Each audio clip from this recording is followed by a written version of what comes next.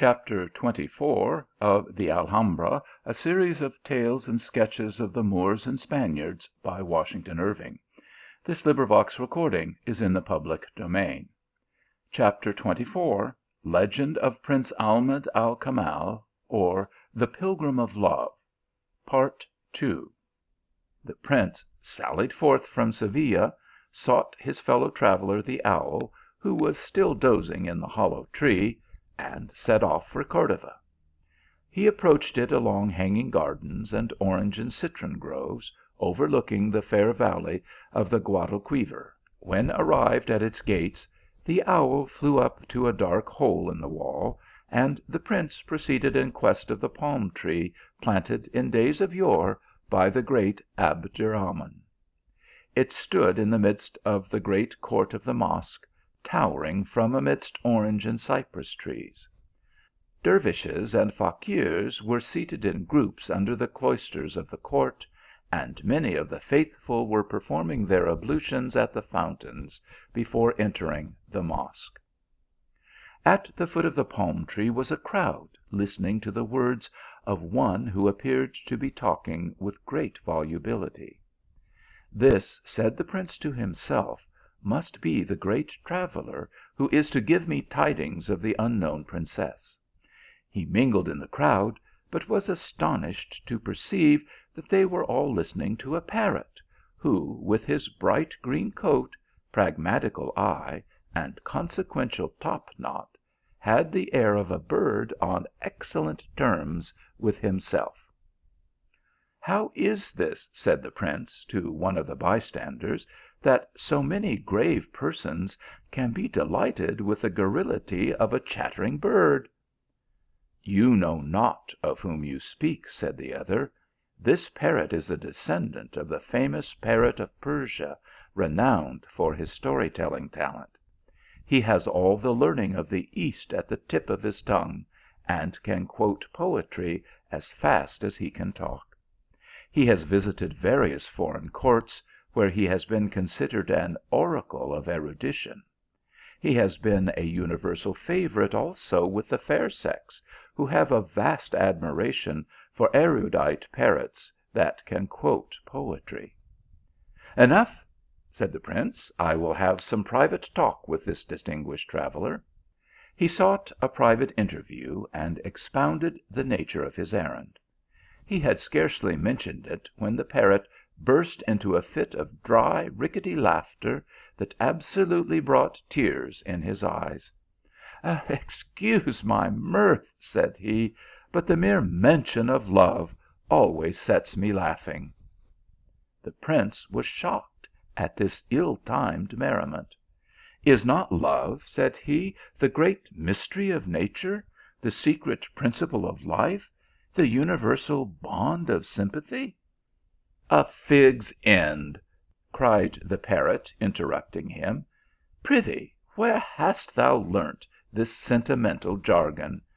Trust me, love is quite out of vogue. One never hears of it in the company of wits and people of refinement." The prince sighed as he recalled the different language of his friend the dove. "But this parrot," thought he, "has lived about court. He affects the wit and the fine gentleman. He knows nothing of the thing called love." Unwilling to provoke any more ridicule of the sentiment which filled his heart, he now directed his inquiries to the immediate purport of his visit. "Tell me," said he, "most accomplished parrot, thou who hast every where been admitted to the most secret bowers of beauty, hast thou in the course of thy travels met with the original of this portrait?" The parrot took the picture in his claw, turned his head from side to side, and examined it curiously with either eye. "Upon my honour," said he, "a very pretty face, very pretty. But then one sees so many pretty women in one's travels, that one can hardly but hold! Bless me!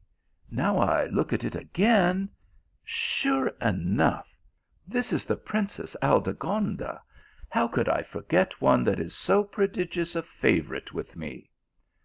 "The Princess Aldegonda," echoed the prince. " And where is she to be found?" "Softly, softly," said the parrot, "easier to be found than gained. She is the only daughter of the Christian king who reigns at Toledo, and is shut up from the world until her 17th birthday, on account of some prediction of those meddlesome fellows the astrologers. You'll not get a sight of her, no mortal man can see her. I was admitted to her presence to entertain her, and I assure you, on the word of a parrot who has seen the world, I have conversed with much sillier princesses in my time." "A word in confidence, my dear parrot," said the prince. "I am heir to a kingdom, and shall one day sit upon a throne. I see that you are a bird of parts, and understood the word. Help me to gain possession of this princess, and I will advance you to some distinguished post about court."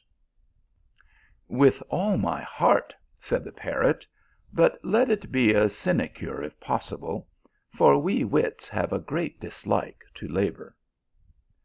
Arrangements were promptly made. The prince sallied forth from Cordova through the same gate by which he had entered, called the owl down from the hole in the wall, introduced him to his new travelling companion as a brother savant, and away they set off on their journey.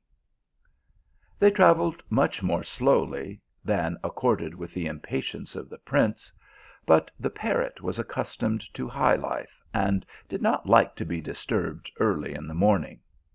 The owl, on the other hand, was for sleeping at mid day, and lost a great deal of time by his long siestas. His antiquarian taste also was in the way, for he insisted on pausing and inspecting every ruin, and had long legendary tales to tell about every old tower and castle in the country. The prince had supposed that he and the parrot, being both birds of learning, would delight in each other s society, but never had he been more mistaken.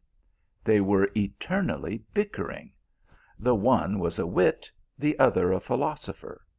The parrot quoted poetry, was critical on new readings, and eloquent on small points of erudition. The owl treated all such knowledge as trifling, and relished nothing but metaphysics. Then the parrot would sing songs, and repeat bon mots, and crack jokes upon his solemn neighbour, and laugh outrageously at his own wit; all which the owl considered a grievous invasion of his dignity, and would scowl, and sulk, and swell, and sit silent for a whole day together. The prince heeded not the wranglings of his companions, being wrapped up in the dreams of his own fancy, and the contemplation of the portrait of the beautiful princess. In this way they journeyed through the stern passes of the Sierra Morena, across the sunburnt plains of La Mancha and Castile, and along the banks of the golden Tagus, which winds its wizard mazes over one half of Spain and Portugal. At length they came in sight of a strong city with walls and towers built on a rocky promontory, round the foot of which the Tagus circled with brawling violence. " Behold," exclaimed the owl, " the ancient and renowned city of Toledo, a city famous for its antiquities. Behold those venerable domes and towers, hoary with time and clothed with legendary grandeur, in which so many of my ancestors have meditated." " Pish !" cried the parrot, interrupting his solemn antiquarian rapture, " what have we to do with antiquities, and legends, and your ancestors? Behold, what is more to the purpose, behold the abode of youth and beauty. Behold at length, O prince, the abode of your long sought princess." The prince looked in the direction indicated by the parrot, and beheld, in a delightful green meadow on the banks of the Tagus, a stately palace rising from amidst the bowers of a delicious garden. It was just such a place as had been described by the dove as the residence of the original of the picture. He gazed at it with a throbbing heart. Perhaps at this moment, thought he, the beautiful princess is sporting beneath those shady bowers, or pacing with delicate step those stately terraces, or reposing beneath those lofty roofs. As he looked more narrowly, he perceived that the walls of the garden were of great height, so as to defy access, while numbers of armed guards patrolled around them. The prince turned to the parrot. " O most accomplished of birds," said he, " thou hast the gift of human speech. Hie thee to yon garden. Seek the idol of my soul, and tell her that Prince Ahmed, a pilgrim of love, and guided by the stars, has arrived in quest of her on the flowery banks of the Tagus." The parrot, proud of his embassy, flew away to the garden mounted above its lofty walls, and after soaring for a time over the lawns and groves, alighted on the balcony of a pavilion that overhung the river. Here, looking in at the casement, he beheld the princess reclining on a couch, with her eyes fixed on a paper, while tears gently stole after each other down her pallid cheek. Pluming his wings for a moment, adjusting his bright green coat, and elevating his top knot, the parrot perched himself beside her with a gallant air. Then, assuming a tenderness of tone, " Dry thy tears, most beautiful of princesses," said he, " I come to bring solace to thy heart." The princess was startled on hearing a voice, but turning and seeing nothing but a little green coated bird bobbing and bowing before her, " Alas, what solace canst thou yield," said she, " seeing thou art but a parrot?" The parrot was nettled at the question. " I have consoled many beautiful ladies in my time," said he, " but let that pass. At present I come ambassador from a royal prince. Know that Ahmed, the prince of Granada, has arrived in quest of thee, and is encamped even now on the flowery banks of the Tagus." The eyes of the beautiful princess sparkled at these words, even brighter than the diamonds in her coronet. " O sweetest of parrots," cried she, " joyful indeed are thy tidings, for I was faint and weary, and sick almost unto death, with doubt of the constancy of Ahmed. Hie thee back, and tell him that the words of his letter are engraven in my heart, and his poetry has been the food of my soul. Tell him, however, that he must prepare to prove his love by force of arms. To morrow is my 17th birthday, when the king, my father, holds a great tournament. Several princes are to enter the lists, and my hand is to be the prize of the victor." The parrot again took wing, and rustling through the groves, flew back to where the prince awaited his return. The rapture of Ahmed, on finding the original of his adored portrait, and finding her kind and true, can only be conceived by those favoured mortals who have had the good fortune to realize day dreams, and turn shadows into substance. Still there was one thing that alloyed his transport, this impending tournament. In fact, the banks of the Tagus were already glittering with arms, and resounding with trumpets of the various knights, who with proud retinues were prancing on towards Toledo to attend the ceremonial. The same star that had controlled the destiny of the prince had governed that of the princess, and until her 17th birthday she had been shut up from the world, to guard her from the tender passion. The fame of her charms, however, had been enhanced rather than obscured by this seclusion. Several powerful princes had contended for her alliance, and her father, who was a king of wondrous shrewdness, to avoid making enemies by showing partiality, had referred them to the arbitrament of arms.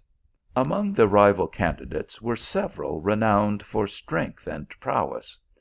What a predicament for the unfortunate Ahmed, unprovided as he was with weapons, and unskilled in the exercises of chivalry. " Luckless prince that I am," said he, " to have been brought up in seclusion, under the eye of a philosopher. Of what avail are algebra and philosophy in affairs of love? Alas, Ebon Bonabbon, why hast thou neglected to instruct me in the management of arms?" Upon this the owl broke silence, prefacing his harangue with a pious ejaculation, for he was a devout Mussulman. " Allah Achbar ! God is great !" exclaimed he. " In his hands are all secret things, he alone governs the destiny of princes.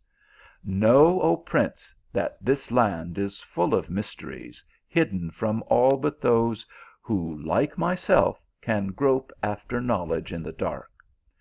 Know that in the neighbouring mountains there is a cave, and in that cave there is an iron table, and on that table lies a suit of magic armour, and beside that table stands a spell bound steed, which have been shut up there for many generations."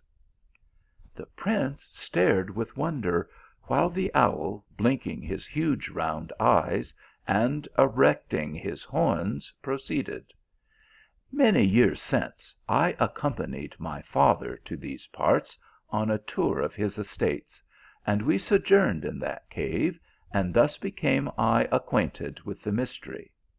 It is a tradition in our family, which I have heard from my grandfather when I was yet a very little owlet, that this armour belonged to a Moorish magician, who took refuge in this cavern when Toledo was captured by the Christians, and died here, leaving his steed and weapons under a mystic spell, never to be used but by a Moslem, and by him only from sunrise to mid day.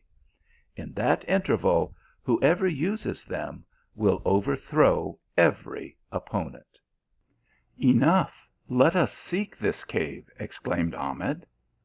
Guided by his legendary Mentor, the prince found the cavern, which was in one of the wildest recesses of those rocky cliffs which rose around Toledo. None but the mousing eye of an owl, or an antiquary, could have discovered the entrance to it. A sepulchral lamp of everlasting oil shed a solemn light through the place. On an iron table in the centre of the cavern lay the magic armour, against it leaned the lance, and beside it stood an Arabian steed caparisoned for the field, but motionless as a statue. The armour was bright and unsullied, as it had gleamed in days of old ; the steed in as good condition as if just from the pasture, and when Ahmed laid his hand upon his neck, he pawed the ground, and gave a loud neigh of joy that shook the walls of the cavern. Thus provided with horse to ride and weapon to wear, the prince determined to defy the field at the impending tourney.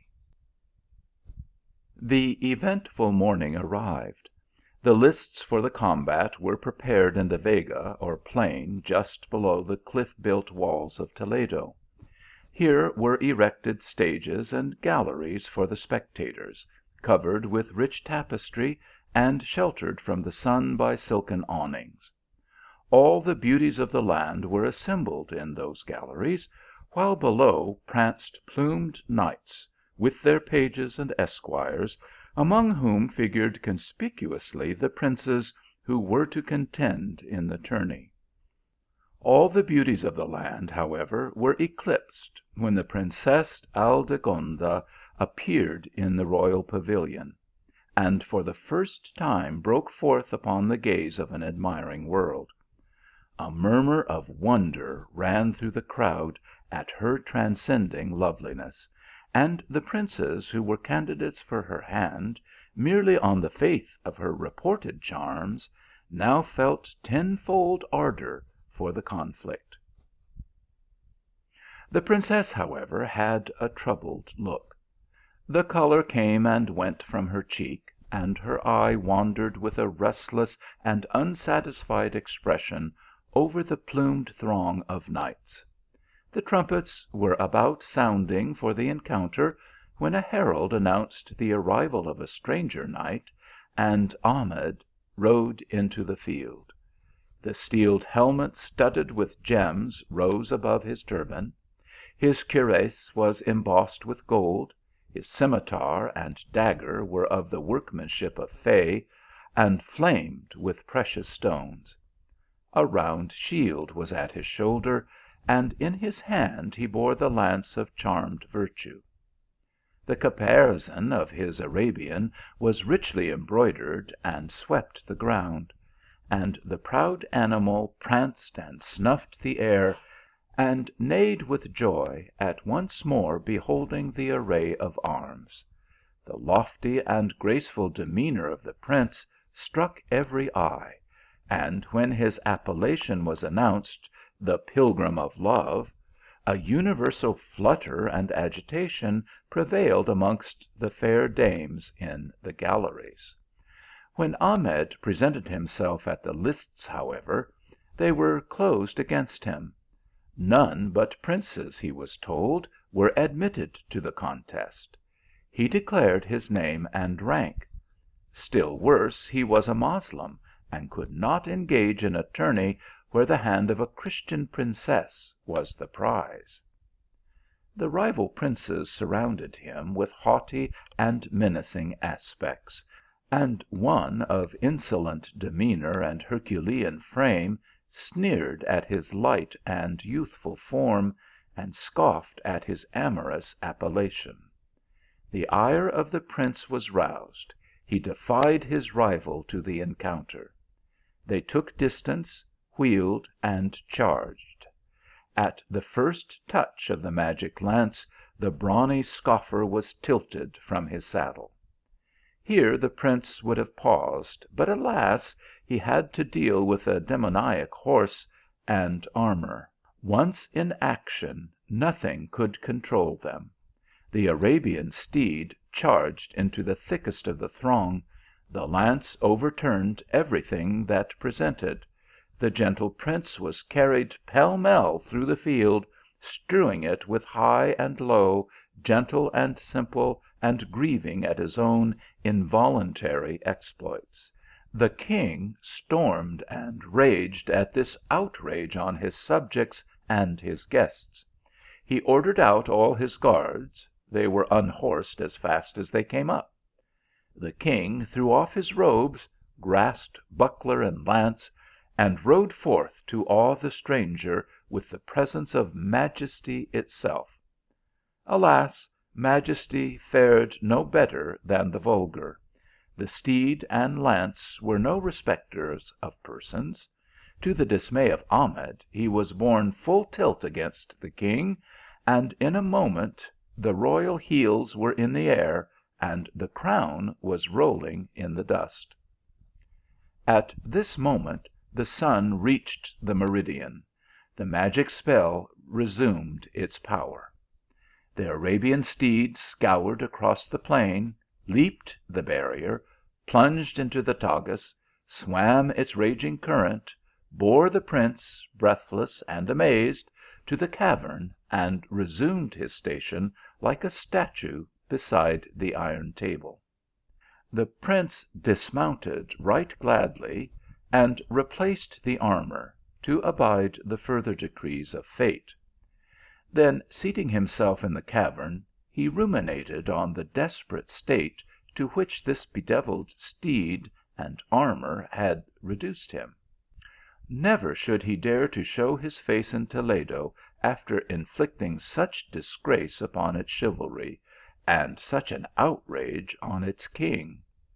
What, too, would the princess think of so rude and riotous an achievement? Full of anxiety, he sent forth his winged messengers to gather tidings. The parrot resorted to all the public places and crowded resorts of the city, and soon returned with a world of gossip. All Toledo was in consternation.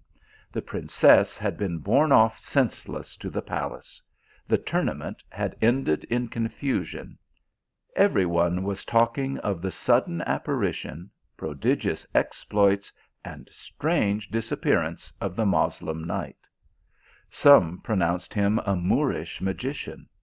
Others thought him a demon who had assumed a human shape ; while others related traditions of enchanted warriors hidden in the caves of the mountains, and thought it might be one of these, who had made a sudden irruption from his den. All agreed that no mere ordinary mortal could have wrought such wonders or unhorsed such accomplished and stalwart Christian warriors. The owl flew forth at night, and hovered about the dusky city, perching on the roofs and chimneys. He then wheeled his flight up to the royal palace, which stood on the rocky summit of Toledo, and went prowling about its terraces and battlements, eavesdropping at every cranny, and glaring in with his big goggling eyes at every window where there was a light, so as to throw 2 or 3 maids of honour into fits. It was not until the gray dawn began to peer above the mountains that he returned from his mousing expedition, and related to the prince what he had seen. " As I was prying about one of the loftiest towers of the palace," said he, " I beheld through a casement a beautiful princess. She was reclining on a couch, with attendants and physicians around her, but she would none of their ministry and relief. When they retired, I beheld her draw forth a letter from her bosom, and read and kiss it, and give way to loud lamentations ; at which, philosopher as I am, I could not but be greatly moved." The tender heart of Ahmed was distressed at these tidings. " Too true were thy words, O sage Ebon Bonabbon," cried he. " Care and sorrow and sleepless nights are the lot of lovers. Allah preserve the princess from the blighting influence of this thing called love." Further intelligence from Toledo corroborated the report of the owl. The city was a prey to uneasiness and alarm. The princess was conveyed to the highest tower of the palace, every avenue to which was strongly guarded. In the mean time a devouring melancholy had seized upon her, of which no one could divine the cause. She refused food, and turned a deaf ear to every consolation. The most skilful physicians had essayed their art in vain. It was thought some magic spell had been practised upon her, and the king made proclamation, declaring that whoever should effect her cure should receive the richest jewel in the royal treasury. When the owl, who was dozing in a corner, heard of this proclamation, he rolled his large eyes, and looked more mysterious than ever. " Allah Achbar !" exclaimed he. " Happy the man that shall effect that cure, should he but know what to choose from the royal treasury." " What mean you, most reverend owl ?" said Ahmed. " Hearken, O prince, to what I shall relate. We owls, you must know, are a learned body, and much given to dark and dusty research.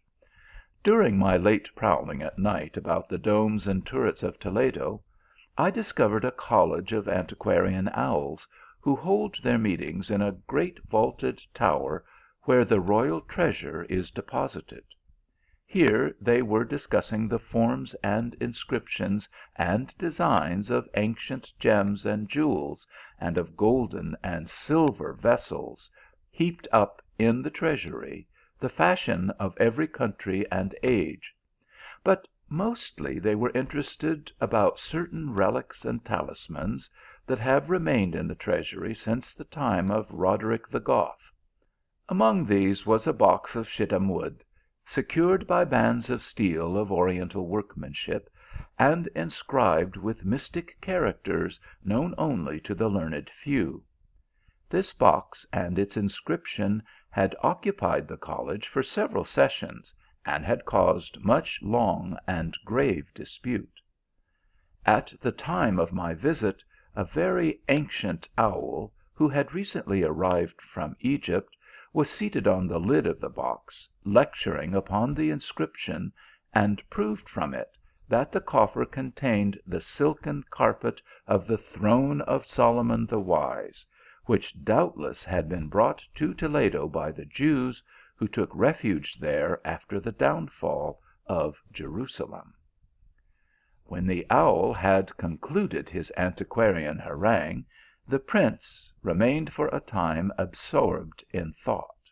" I have heard," said he, " from the sage Ebon Bonabbon, of the wonderful properties of that talisman, which disappeared at the fall of Jerusalem, and was supposed to be lost to mankind. Doubtless it remains a sealed mystery to the Christians of Toledo. If I can get possession of that carpet, my fortune is secure." The next day the prince laid aside his rich attire, and arrayed himself in the simple garb of an Arab of the desert. He dyed his complexion to a tawny hue, and no one could have recognized in him the splendid warrior who had caused such admiration and dismay at the tournament.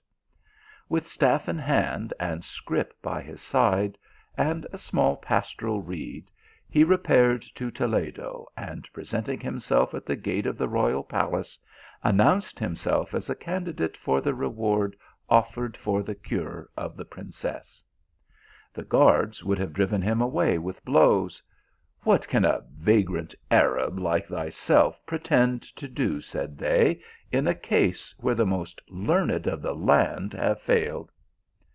The king, however, overheard the tumult, and ordered the Arab to be brought into his presence. " Most potent king," said Ahmed, " you behold before you a Bedouin Arab, the greater part of whose life has been passed in the solitudes of the desert. Those solitudes, it is well known, are the haunts of demons and evil spirits, who beset us poor shepherds in our lonely watchings, enter into and possess our flocks and herds, and sometimes render even the patient camel furious. Against these our countercharm is music, and we have legendary airs handed down from generation to generation, that we chant and pipe to cast forth these evil spirits. I am of a gifted line, and possess this power in its fullest force. If it be any evil influence of the kind that holds a spell over thy daughter, I pledge my head to free her from its sway." The king, who was a man of understanding, and knew the wonderful secrets possessed by the Arabs, was inspired with hope by the confident language of the prince. He conducted him immediately to the lofty tower secured by several doors, in the summit of which was the chamber of the princess. The windows opened upon a terrace with balustrades, commanding a view over Toledo and all the surrounding country. The windows were darkened, for the princess lay within, a prey to a devouring grief that refused all alleviation. The prince seated himself on the terrace, and performed several wild Arabian airs on his pastoral pipe, which he had learnt from his attendants in the Generaliffe at Granada. The princess continued insensible, and the doctors who were present shook their heads and smiled with incredibility and contempt. At length the prince laid aside the reed, and to a simple melody chanted the amatory verses of the letter which had declared his passion. The princess recognized the strain. A fluttering joy stole to her heart. She raised her head and listened. Tears rushed to her eyes and streamed down her cheeks. Her bosom rose and fell with a tumult of emotions. She would have asked for the minstrel to be brought into her presence, but maiden coyness held her silent. The king read her wishes, and at his command Ahmed was conducted into the chamber. The lovers were discreet. They but exchanged glances, yet those glances spoke volumes. Never was triumph of music more complete. The rose had returned to the soft cheek of the princess, the freshness to her lip, and the dewy light to her languishing eye. All the physicians present stared at each other with astonishment. The king regarded the Arab minstrel with admiration, mixed with awe. " Wonderful youth," exclaimed he, " thou shalt henceforth be the first physician of my court, and no other prescription will I take but thy melody. For the present, receive thy reward, the most precious jewel in my treasury." " O king," replied Ahmed, " I care not for silver, or gold, or precious stones. One relic hast thou in thy treasury, handed down from the Moslems who once owned Toledo, a box of sandal wood containing a silken carpet. Give me that box, and I am content." All present were surprised at the moderation of the Arab, and still more when the box of sandal wood was brought and the carpet drawn forth. It was of fine green silk, covered with Hebrew and Chaldaic characters. The court physicians looked at each other, shrugged their shoulders, and smiled at the simplicity of this new practitioner, who could be content with so paltry a fee. " This carpet," said the prince, " once covered the throne of Solomon the Wise. It is worthy of being placed beneath the feet of beauty." So saying, he spread it on the terrace beneath an ottoman that had been brought forth for the princess. Then seating himself at her feet, " Who," said he, " shall counteract what is written in the book of fate? Behold the prediction of the astrologers verified. Know, O king, that your daughter and I have long loved each other in secret. Behold in me the pilgrim of love." These words were scarcely from his lips, when the carpet rose in the air, bearing off the prince and princess.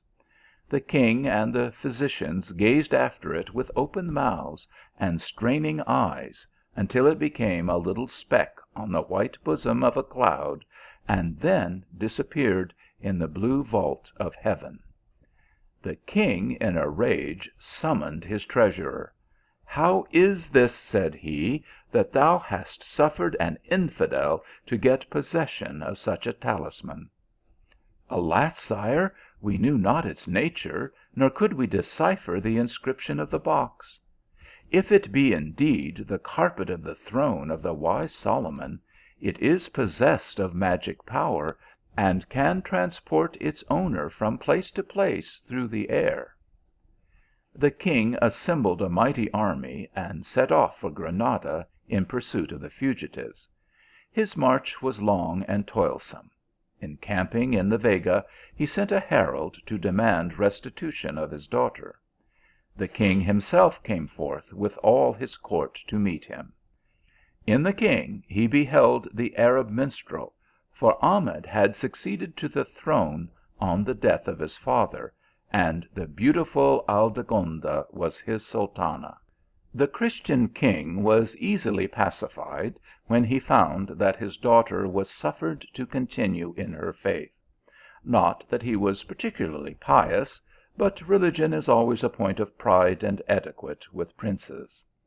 Instead of bloody battles, there was a succession of feasts and rejoicings ; after which the king returned well pleased to Toledo, and the youthful couple continued to reign as happily as wisely in the Alhambra. It is proper to add that the owl and the parrot had severally followed the prince by easy stages to Granada ; the former travelling by night, and stopping at the various hereditary possessions of his family, the latter figuring in the gay circles of every town and city on his route. Ahmed gratefully requited the services which they had rendered him on his pilgrimage.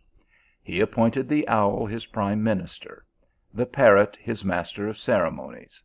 It is needless to say that never was a realm more sagely administered, or a court conducted with more exact punctilio. CHAPTER XXV.